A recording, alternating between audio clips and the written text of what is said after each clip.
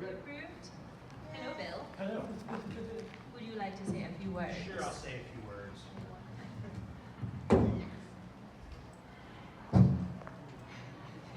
How did you ask for the mic? You're going to come right up for it. No. No, I like to be separate. I would like to welcome you guys out to Long Beach Comic Expo for their first ever Why Is It in January Comic-Con. Is this the first time it's been in January? It is. Really? Yes. And just imagine having to talk to 45 people over the holidays to get all the stuff I needed to get these ladies here, plus 30 filmmakers. So, anyway, Happy New Year. Happy New Year!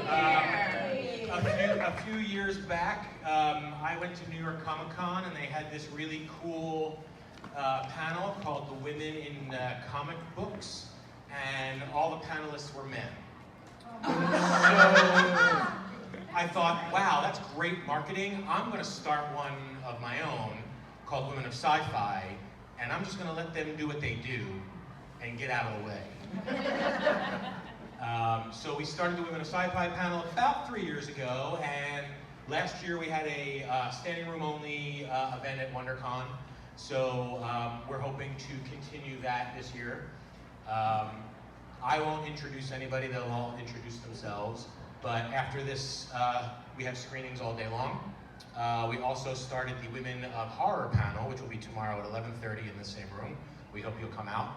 And I guess that's about it. You know, hopefully you guys will enjoy the hour of conversation with the ladies. Feel free to ask questions, that's what they're here for. Have fun, and yeah, I think that's it. Yeah, good, good, yeah. All right. Thank you, Bill. Thank you, Bill. Hi, Bill. Bye. Love you. Bye.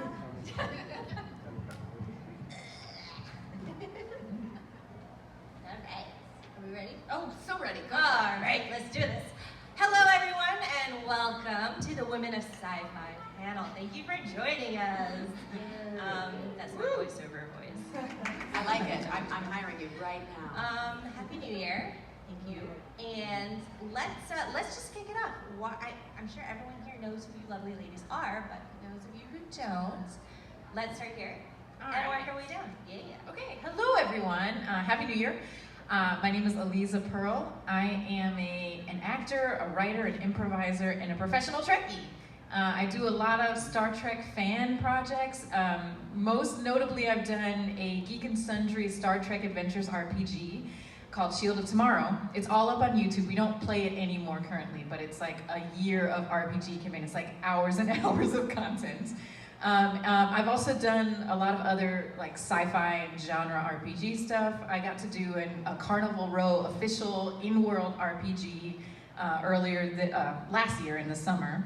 And I'm an official Carnival Row character from our RPG, like in the show. You can see a blip of me in the show, which is fun.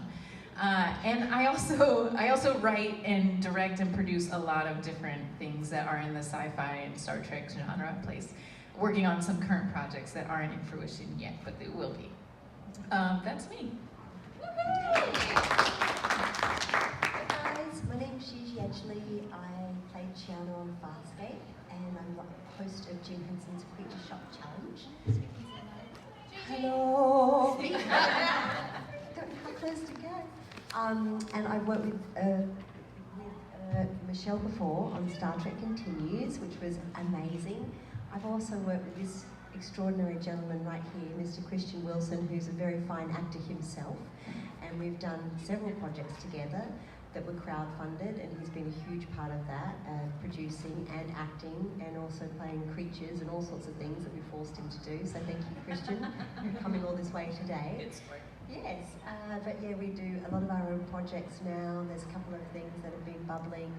One project's called Hashtag, and another one's called Nexus. They were short films that worked their way around the festival circuit, and now we're transforming them into bigger feature films. So yeah, that's me.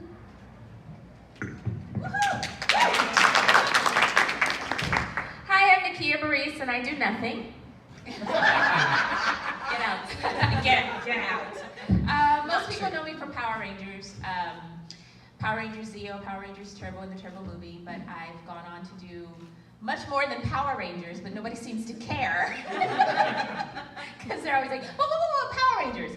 And I've recently gone into producing as well, and I didn't know that I had the love for producing. It's so much fun, like creating your own stuff.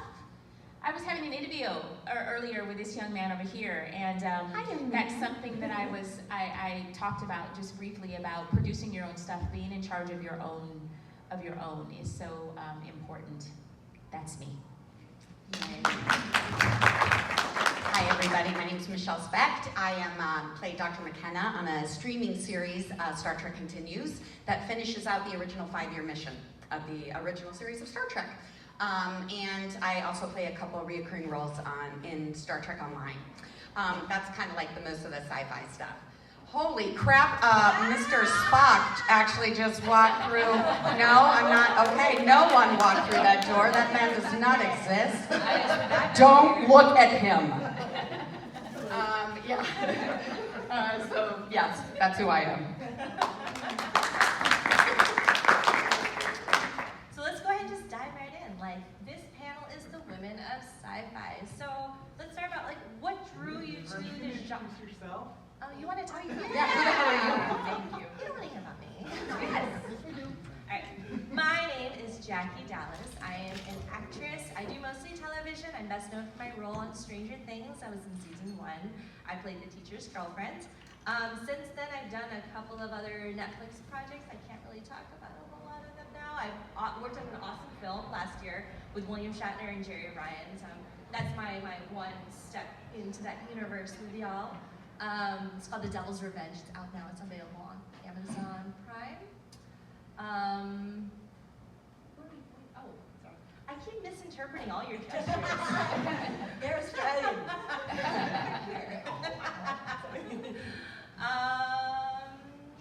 Yeah. So yeah, that's me. Yeah. I wasn't ready to talk about myself. I didn't mention anything of Star Trek. So I did Star Trek Continues as well with that person back there that you're not Who supposed to doesn't look at. exist? He's invisible. Don't look at him. Don't look at him. Michelle. And Gigi. Seriously, everyone is a trick. Yeah, we're all tricked. Next year. All right. 2020. Women of Sci-Fi. Yes. Yeah, okay. Now I forgot my question.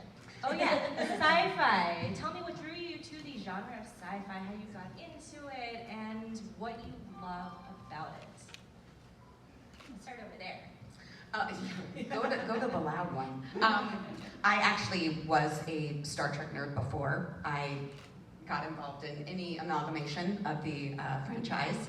But what I always loved about sci-fi was that as a very awkward young person who felt very outside of everything and was not comfortable in my own skin, the world of sci-fi felt very welcoming. It felt like anything was possible. It was incredibly imaginative. It allowed you to transport yourself and become somebody that you weren't, which of course any awkward teenager or early stage actor would love. And it really was my first escape, but it was through literature first. And Star Trek came around, basically Next Generation, Star Trek Next Generation. That was the first like serial series I started watching. You know, starting from the very first episode with whatever that fuzzy octopus puppet in space was. Did anybody else remember that? Yeah, what the hell was that? Yeah, kind of went from there. So for me, it was just a very comforting kind of world to play in when I was younger and did not feel comfortable myself. But I think nowadays what we love about science fiction is how it differs from fantasy, the fact that it is based in a kind of a plausible, fantastical future, if that makes sense. There are things we can actually look for in physics and in technology that are possible, like in our kind of wildest edges of our imagination, things that might come to be. I mean, Star Trek already had so many things come to be, and you know, Uhura's communicators with Bluetooth, and they had their little, the communicators were like, you know, flip phones, that kind of thing. So things like that have already come to pass, so I don't know. That's kind of... I agree. I think that's really cool because it's kind of, they explain the parameters of the world, of the universe, right? But then it's still very grounded with real characters and how people would actually react to the stuff. I like that. I didn't watch a lot of sci-fi growing up.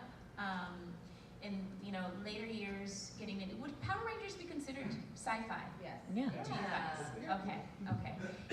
We've had a Taking conversation about that. that. Is it?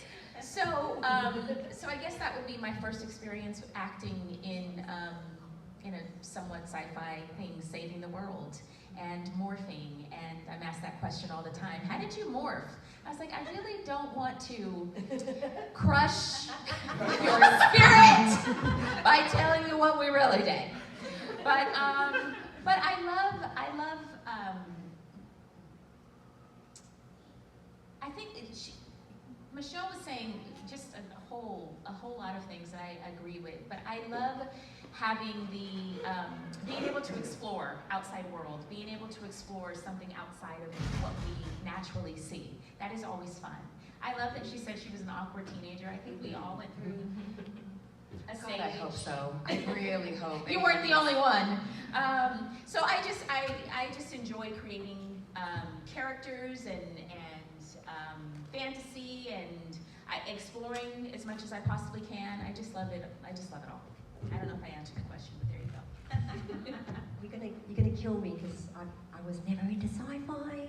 I was not a big sci-fi geek at all, and where my passion was the phantasmagorical more than the sci-fi, like the dragons and the mermaids and the unicorns and the fairies. I never quite connected. I don't know whether it didn't quite happen for me until Farscape, and Farscape was my first long-term acting job, and that was my first real introduction into sci-fi, and I've never been able to look back. So now I'm such a hardcore sci-fi geek that our child is called Skywalker. So I've gone from one extreme to the next. So thanks for having me. But my first true love was always Dark Crystal and the Labyrinth and the Never-Ending Story, and that was just like, and again, never really knew how to connect to the proper human beings. So dressing up as a fairy or speaking to unicorns in the corner made more sense to me than speaking to normal people, and somehow it landed me an acting job after an acting job, and it's been a very long journey, and I've loved every moment of it. And sci-fi, it's funny because all the work I've done pretty much in the States has been sci-fi, because they've known me from Farscape, but my main body of work after I did Farscape was all very drama, comedy, girl next door, doctor, nurses type of stuff for a good 10, 15 years in Australia. But then I came over here, and as soon as I got here, they looked back to my American stuff, which is sci-fi. So they've just re-entered me into sci-fi stuff. So it's quite interesting how you get channeled into certain things in different countries and everything. But yeah, I love it very much now, and thank you for having me. I am a sci-fi fan from birth. I grew up in the TNG era. I was a kid during TNG. Growing up, I watched TNG and TOS, and then little sprinkles of DS9 and Voyager. My dad was really into Voyager when I was a kid. I think he had a crush on 7 of 9, to be honest. Because I just remember him like paying a lot of attention. Yeah, she was like super into it. And you're right, who wouldn't be? And so I had this I started calling it the dark years, where I was still like watching Star Trek here and there, but I was like, I had moved out to LA, I was early 20s, like working towards being an actress, going on audition after audition and booking stuff here and there, but really feeling kind of lost. And I realized that I had lost touch with like who I was and my own like personal interests. And so I started doing improv, and I started going to space events like at JPL and lectures and NASA things. And then I also started going to Star Trek conventions and Comic-Cons. And those 3 things just unlocked my creativity. And also at that time, the big thing that really got me out of this like rut I was in creatively was that I decided to start watching Star Trek all the way through chronologically. And I actually started from TOS though, not Enterprise, because I felt like, I gotta start with TOS. So I watched all of TOS and then Enterprise, and then made my way through all the other canon stuff. And it just kind of like broke me out of this complacency. I started feeling like, this is the stuff that I love. This is the stuff that inspires me. And these are the stories that I want to tell. I want to be an actor in these things. And since then, it's just been like off to the races. Like, I started working for Nerdist as a writer and Geek and Sundry doing RPG stuff.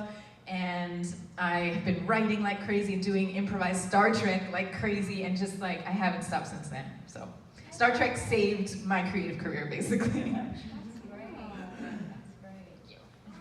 I think one of the common threads we all have here is that we're all actors. We wear a lot of different hats, but we are still actresses. What do you say are some of the biggest challenges that you faced when you started out in this industry, whether it be starting out as an actor in general, or the fact that we are women, or any other factors that might have imposed something along the way?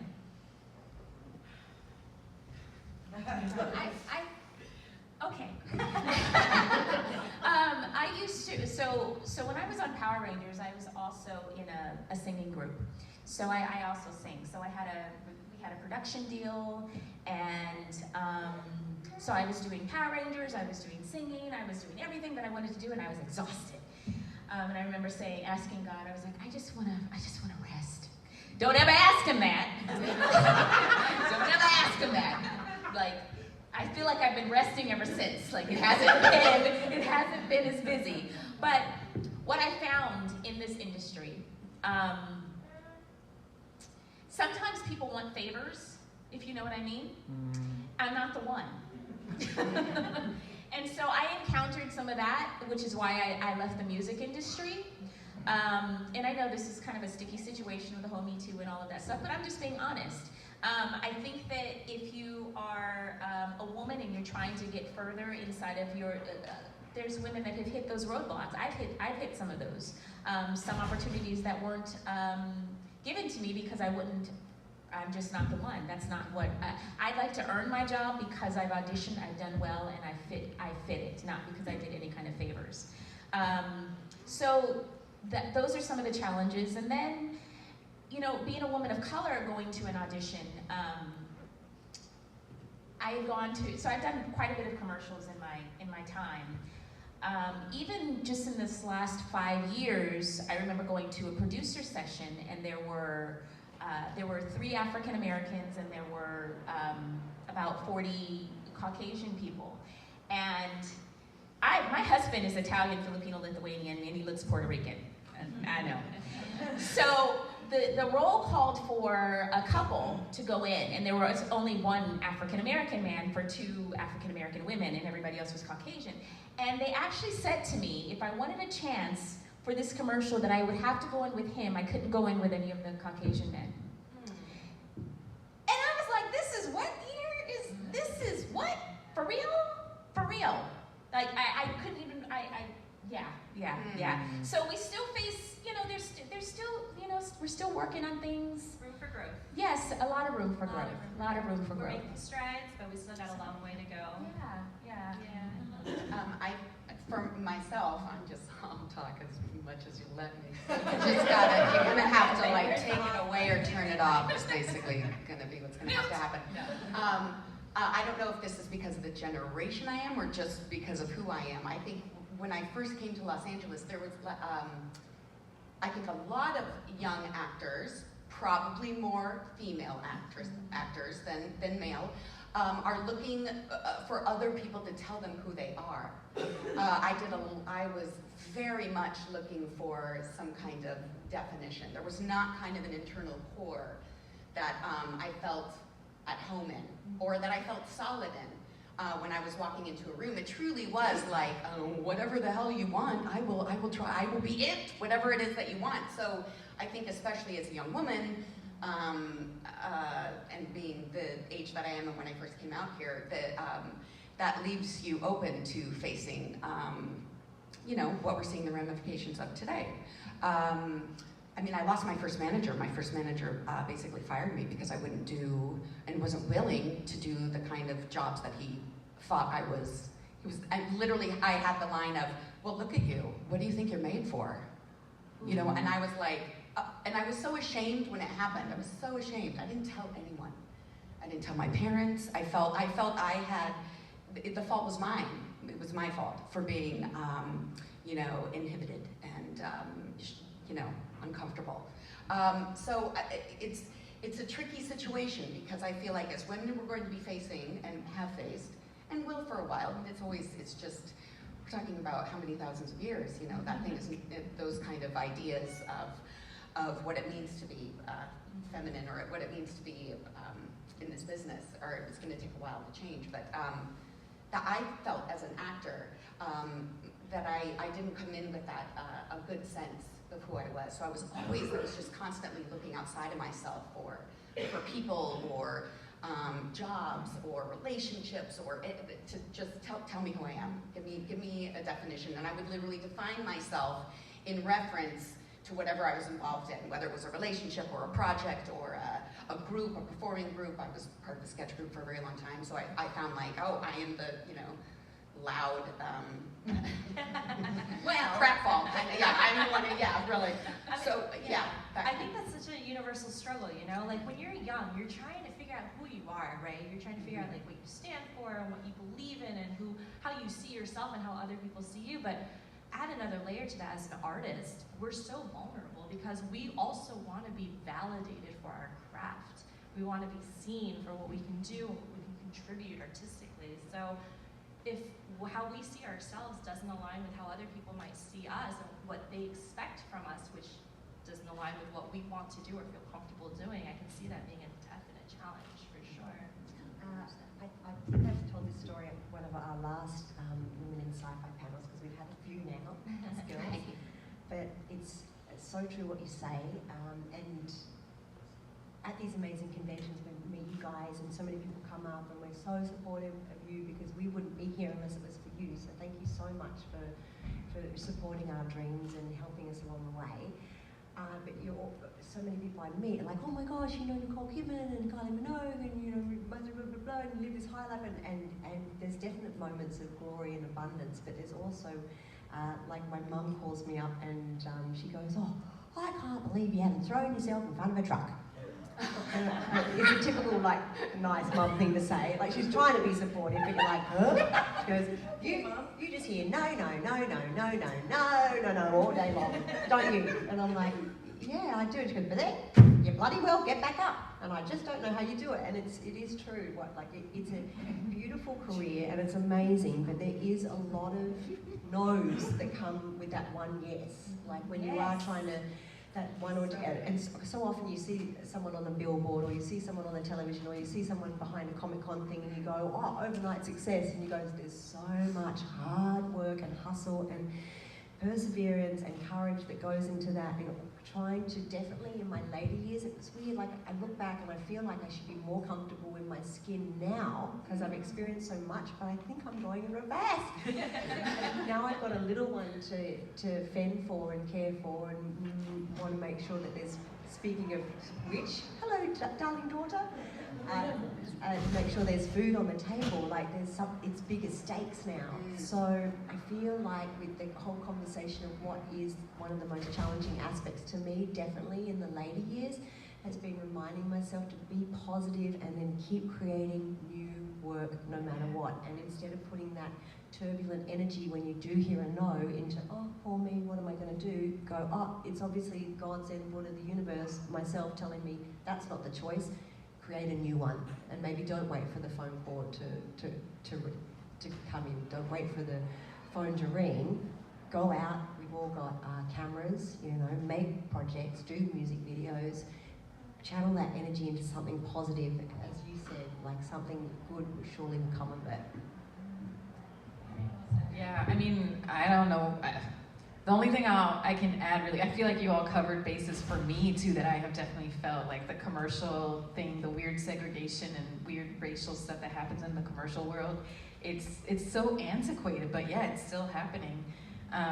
And for me, like, the added layer was also that when I moved out here, I'm from Newark, New Jersey. My mom is Puerto Rican and she's Black. My dad is African American, Black, and so I am a Black woman, and I'm also Latinx. And for some reason in LA, like, they just don't understand that.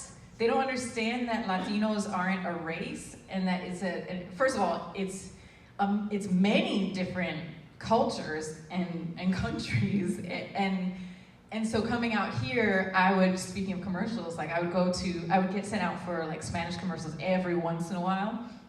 And there was just this one very horrible time when I went in, and like the first word on the script was an English word, so I said that word and then continued in Spanish, and the casting director didn't even let me get past like the second word. He was like, first of all, no, you have an English accent. I was like, that word's in English. Okay, let me try it again. I'll say it like I can't say it properly. Okay.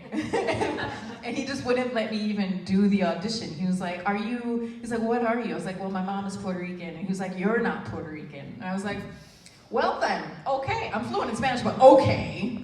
Like, it was, yeah, so after that I was really burned, and I felt like I am not the Latino that they need here. So, and I also am, you know, I think every black person in this country has always felt like not black enough. That's a thing that is like culturally ingrained in us, that either we're too black or we're not black enough. Oh my God. And it's just like, you're never in the right category, and it's just like really annoying. And it can really wear down on you. And so, funny enough, like, like getting back into my interests and the things that like really move me. So Star Trek and sci-fi and RPGs and improv and diversity and inclusion, and really like leaning into being a voice for actually like creating stories that are beautifully diverse and have protagonists that are minorities of all different kinds. Like, that's the stuff that really, getting a little emotional, that's the stuff that really moves me, and that was able to kind of like get me through all of this other bullshit that was happening. Honey, you just hit the, woo! I'll tell you guys something. So, a few years ago, I had booked a commercial, and I could tell, you know, when you're like vibing with the director, and so I knew, you know, I was like, I'm gonna book this commercial. So I booked the commercial, and literally 30 minutes later, my agent calls me, and she's like, Nakia, this has never happened. And I was like, what has never happened? And so you could tell she was nervous to tell me. She said, the ad agency decided to go with a girl that was more ethnic. What? I was hired and fired in 30 minutes because I was not black enough.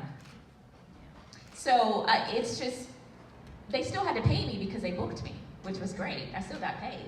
But the fact that I didn't have a mini afro, so I wanted to see the girl that booked it, and she had like a little baby afro, and she was darker skinned, and I was like, okay, right. So it's very relevant still. It's still. And I love what you said about, many people think that once you're on a television show, you have $1 million. Right. You live in a big house, and you know, you have no financial problems. That is the case for some people. But it's not for all actors. And there's still this struggle after you're on a television show to create more work for yourself. You go to these auditions, you're told no 50 million thousand times before you get that one yes. Even after being on a television show, that's been my life. And so my kids, it's so funny, because my older son is 19, my youngest son is 16. Neither of them are really in the entertainment business. My younger son wants to be a musician, so he's been producing, and so they see me go on and they read lines with me, and they're just like, Mom, you're gonna get this one, you're gonna, you know, it's so cute. They're so supportive, but they see the grind. They see how hard it is. They see what this entertainment business can do to you, because you have the ups and the downs, and it's not all gravy all of the time. It's great when you get in, but it's staying in that's the huge thing. You know, Viola Davis is really huge now. But a lot of people think that I don't know, maybe it was The Help that made her take off. She's been working for years, but nobody knew her. Yeah. It took that one job for them. Oh, wow, I've never seen it. She's been working for 25 years. That overnight success. That overnight success. Yes, but it's really, you know, and so that's the story of our lives. I feel like we're just depressing the hell out of I I was literally about to say, by the way, do you know how lonely sometimes being an actor can be? Let me tell you, because you're basically preparing auditions and going into a room with a lot of other people who are like just as nervous as you are, and maybe saying, hey, how you doing? Oh, great, you're here too. I'm so excited. You were the last one that that's so great. I'm so glad you're here. Well, let's go. And then you you go home and it's like for real, I think that was what was so bizarre to me when I was doing this full time. And yes, the same thing. My sketch group was turned into a sitcom. I was a regular on a sitcom for a year and it started booking feature films. And I thought, this is it, but it's so not. Like it was like easy for kind of like a year. And then it went right back to just as many highs and lows. So it's a very bizarre business in which time, energy, work, study, preparation does not guarantee anything. You know, this really is, I don't know, probably one of the only careers in which you can study your ass off and become extremely skilled in what you do. And it means nothing. It means absolutely nothing whether or not you're gonna be able to be successful in it. So it's insane. What a stupid fucking, what are we doing? What are we doing in this? Why are we here? Who are we? I'll see you guys later. I got a good story. There's, I don't know if you guys have seen the Saturday Night Live sketch, and it goes, the 24, it goes, are you feeling run down, stressed out, about to totally freak out? Is it because you're dating an actress? And it goes, maybe you need 24-hour power drink. It's like a Red Bull or whatever, but it's like, but when she does get the part, she goes, oh my God, I got the part, I got the part! And when she doesn't get the part, I didn't get the part, I didn't get the part! You know, when you're going to see her off-Broadway play and she's making love to some stranger and the boyfriend's sitting there like, and after the power drink, he's like, oh my God, that was amazing. Check it out, it's on YouTube, the 24-hour power drink if you're dating an actress. Well, welcome to our boyfriend's husband's live. My husband will say, are you having a moment? He knows, like when he sees it, are you having a moment? I was like, I'm having a moment, babe. He's like, okay. He's like, yes. I feel like my husband has gotten to the point where if I get a big audition, there's that moment of like, oh, that's exciting.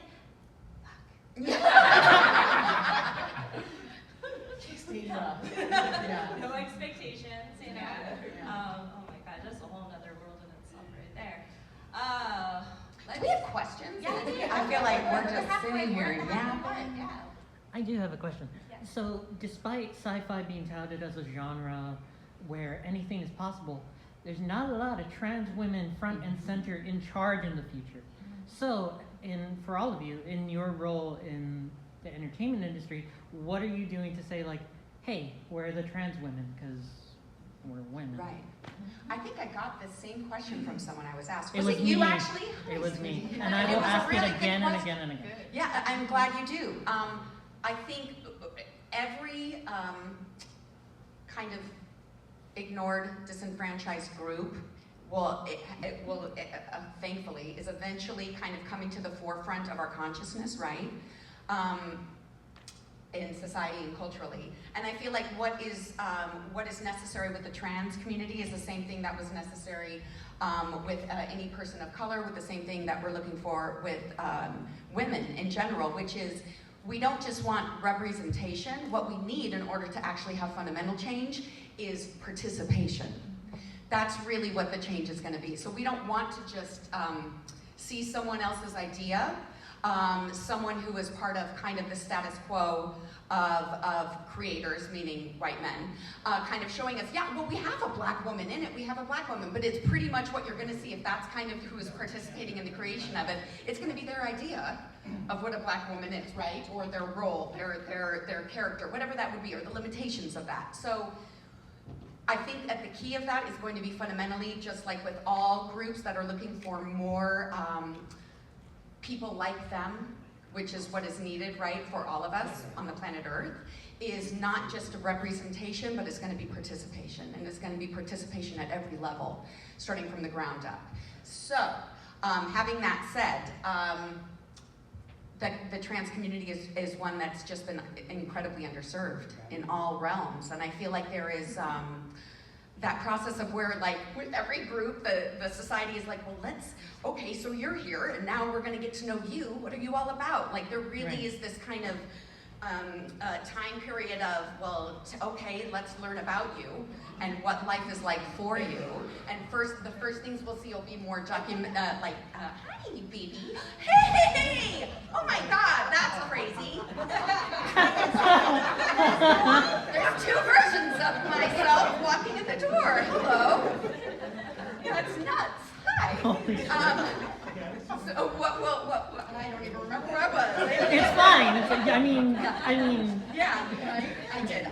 hopefully that gave my, at least, I'll chime in. pitiful contribution to answering that. I'll chime in. Thank you for asking. So a few years ago, before I think The Force Awakens came out, there was a study made by I think a children's book publisher. I promise you this is relevant. It sounds like a way roundabout way to answer your question. There was a study done by a children's book author that was called Diversity and Representation in Sci-Fi.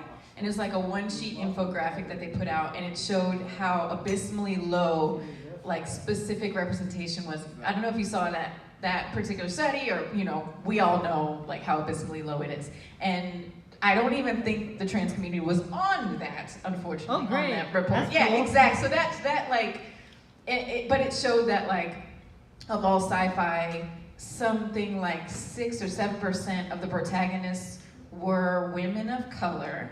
And then I forget what the percentage was for just people of color in general, so men and women included. But like most of them were Will Smith. Think about that for a second.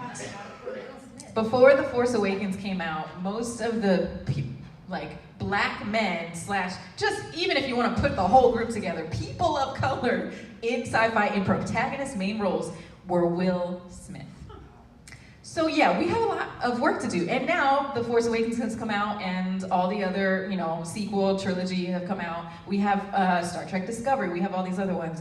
So we're expanding, we're growing, but the trans community is still not represented. And specifically speaking to sci-fi and fantasy, we have these amazing themes and stories that we need trans voices in. We need. And okay.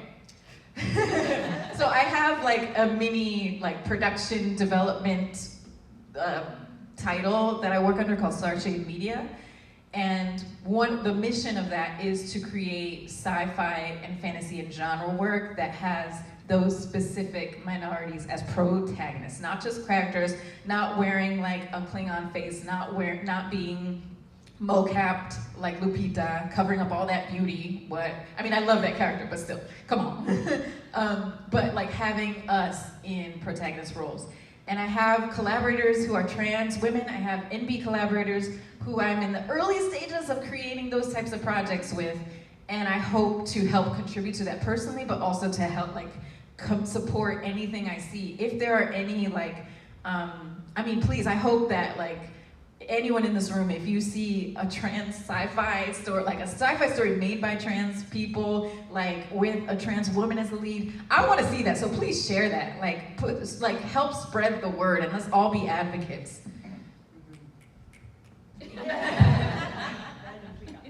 Good first question. Yeah, that is great. Anybody else? No one else just wants to Bueller? Yeah. Bueller. So I think a lot of what you were saying with representation versus participation, my thoughts on that is, as actors, so much of our career is out of our control, right? We're waiting for that phone call, we're waiting for the audition, we're waiting for the role to be written. So if we feel that we belong in a category that's not widely represented, then we're gonna be waiting for a very long time. One of the things I've noticed you all saying is that you are wearing all the hats. So you're not just acting, but you're producing, and you're directing, and you're writing, and you're creating your own projects. And I think that's a huge step too in being able to create the roles for ourselves that we want to be seen as, or we want to see on screen so we can cast what we think is missing. What are some of the projects that you guys are excited to be working on? Or what is your dream project that you would want to create and maybe put yourself in or see?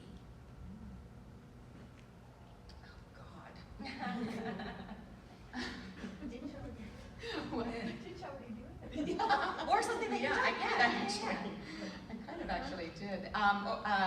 Well, just in since Star Trek continues, if I wasn't an actor, I really wanted to be a psychologist, which is kind of funny. I want to go back and get my master's, but in the show, it's a Star Trek show where I play the psychologist, so it's kind of great, just a psychologist with very specific scaffolding involved every day.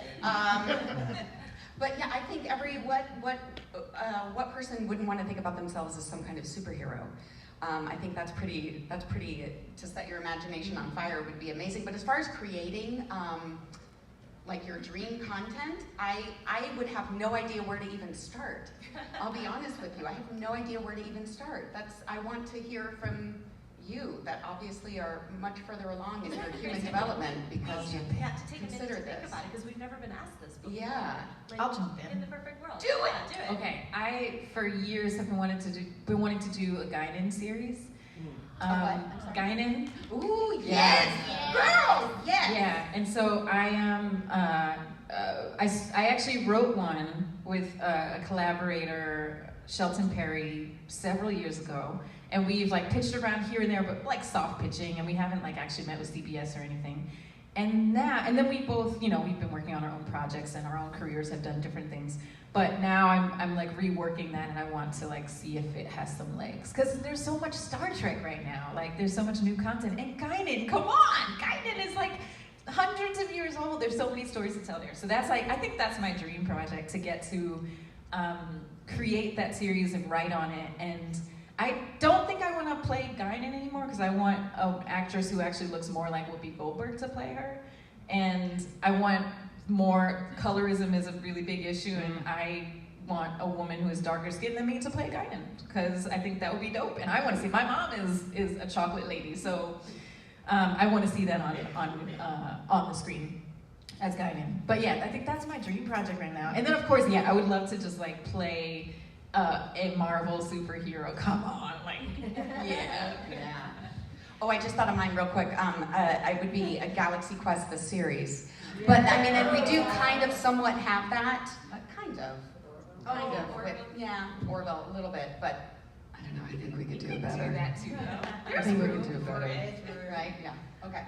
I grew up on Carol Burnett, so I used to perform sketches in my living room for my parents, and then I would force my older brother to join me. So I love comedy. Comedy is I just love comedy. And so after when I left Power Rangers, my first job after that was called Smart Guy, which was a sitcom. So, and it was live theater. For me, it was like, because I love theater too, I grew up doing theater. So it was a combination. I don't know if any of you have ever been in the audience during a sitcom. Show of hands, anybody ever been? Yeah. So you're in front of a live studio audience, and then you also have the cameras. So it's like bringing theater and television together. So my dream has always been to be a showrunner on a sitcom. And I wrote a show a few years back called Class Dismissed. And we developed it into a web series. We did 2 seasons of it. I've created a feature film for it. And so it's been a long process, rewrites and all of that stuff. So my dream would be producing. I want to produce more than just comedy, but I would love to have a sitcom. I would love to be the star of the sitcom, or at least, I don't even have to be the star of my sitcom, I want to create jobs for other people as well, so I would want to be a series regular in my own sitcom and be known as the executive producer, but I really would like to get that out. That would be that's my dream, and it's gonna happen, y'all. I believe it.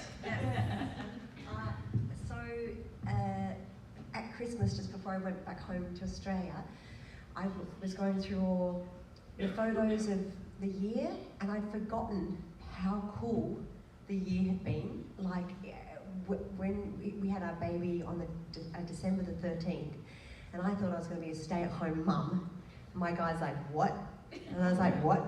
And I was like, how many babies do I have to not do anything? He's like, a lot more than that. I'm like, So last year was at a month. She was at the opening of hashtag in the UK. We've flown the baby to London.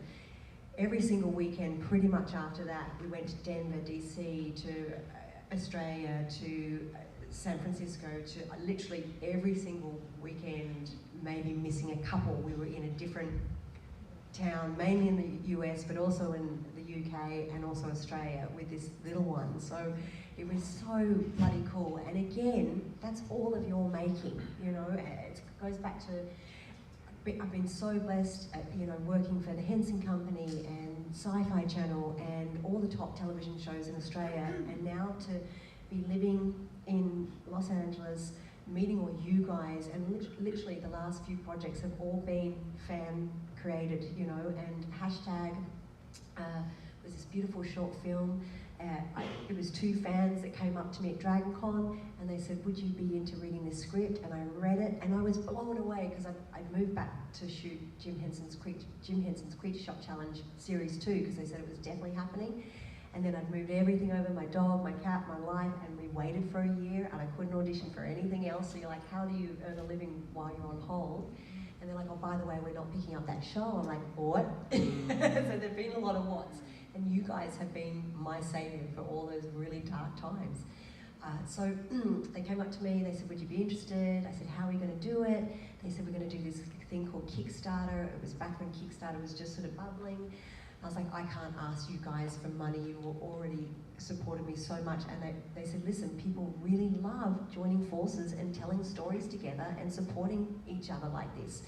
So we asked for 40,000, we raised just over 44,000, we shot it, it's been getting really good credits around the festival circuit. As I said before, we want to turn it into something bigger.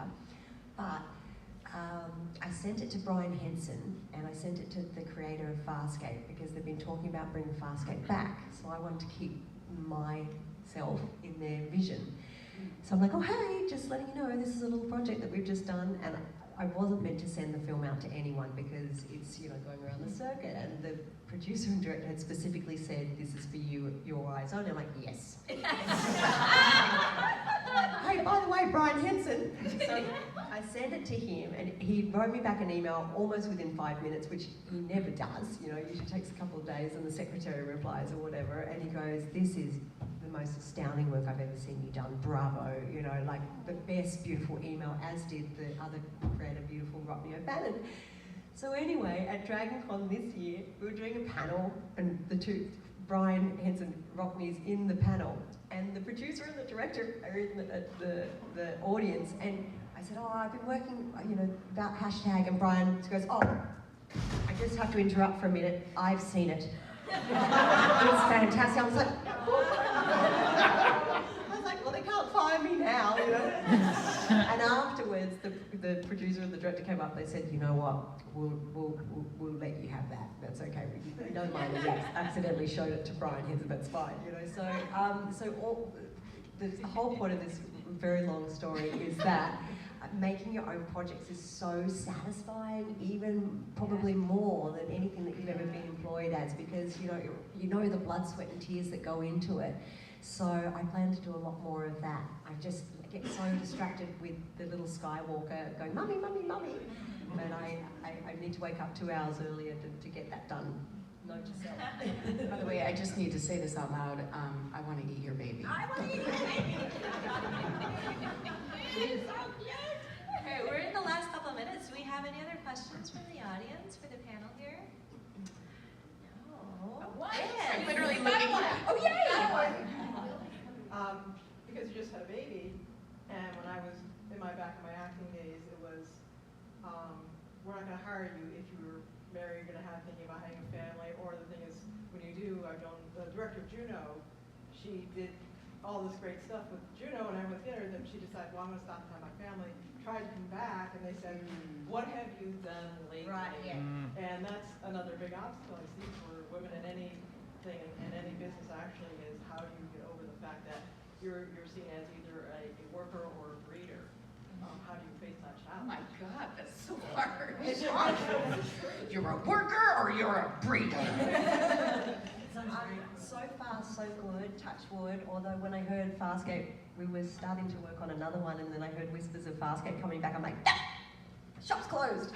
So I think you can make it work, you just got to get the timing right. But so far, Sky's been very good, and we'd like to squeeze a couple more out, hopefully, but we'll see what happens. She does not look like she had a child. So most people don't look like that when they've had, I did not look like, after I gave birth to my first child, I remember going for a checkup, and a woman was like, how far along are you? I was like, oh God, he's already already born. It was just, but I love that question because I feel like when you step out of the business, even when I stepped out of the business for a second to have my children, they're 2.5 years apart. Obviously, it's been 16, 19 years. A lot of the casting directors that were bringing me straight to producers, it was like I had to start all over again. It was ridiculous. But you're so right. It's like women step out of the business for a while. I'm sure maybe it happens with men as well, but you step out of the business for a while, it's like you've been forgotten. And you have to start all over again. I don't have kids, but I have a chronic illness, and I'm in a similar place of having to re-enter the, re-meeting casting directors, and I kind of relate to this in that way, and it's hard. It's exciting to me that I have the energy to do it. I'm excited. I'm so glad to be here. Because a couple of years ago, I was in a lot of pain and crazy fatigue and couldn't do this stuff. Even conventions, like I stopped going to conventions because it was real bad. So it's hard, but I think taking time away can actually be the best thing that happens to you too, because you can come back to it fresh and with new eyes and a new person. I feel like in a lot of ways, I'm not a new person, but I am more the person that I am now than I was 4 or 5 years ago when I was pounding the pavement, and the casting directors who I knew me and would call me in for stuff. I'm now like more myself, so I'm bringing a more whole person to them because I took the time away to deal with my illness. And I think maybe there's some correlation with having kids. I can't say because that's not my experience, but I don't know. Well, having kids is the woman part of it, because men have confidence and have the same problem. Right. But women already have that obviously stigma attached to them. Yeah, and women, everyone gets chronic illness, so yeah, you're right. When it's having a baby, it's like specific to women, coming back from that is different. You're right, yeah. We're going to be down at our table now. Yeah. Yes, we are going to have to run out of here when we're done, but we're down at the 124. Yeah, I is it think 124 it's 124 or 126? You'll find us. We're loud. We're like against a wall. You'll find us. So easy. Yeah, and then there will be screenings in this room for the Geekfest Film Festival. Right after here, there'll be screening movies all day. If you guys want to watch any of these fan films that are here, some of them are really, really amazing. Tomorrow, we also have a Women of Horror panel. What time is that? Is that 11 o'clock as well? I think it's 11 o'clock as well. And then we have the Geekfest Filmmakers panel at 3:30. So all of the Geekfest stuff will be in this room. Quickly in closing, how can people reach out to you? Social medias and... Yeah, I am at Aliza Pearl, Aliza Pearl, and I'll be on an online streaming Star Trek campaign called Clear Skies as a guest, and also we're going to do our own all Klingon campaign in a few months starting up, so look out for that. I'm Gigi Edgley, Gigiedgley, on Twitter and Facebook and Instagram. It's the Gigi Edgley because someone stole my name. I'm Nakia Burrise, and it's 2 R's, 1 S. A lot of people get that wrong. So Instagram is Nakia Burrise. Facebook is Nakia.Burrise. I don't know why. I think somebody, whatever. And then Twitter is Nakia Burrise. I'm Michele with 1 L. Specht everywhere. SPECHT. Find out what it means. On all the places. Come and talk to me. Be weird. I will love you right back. Before you leave, ladies, come here. There we go. We gotta take several. Don't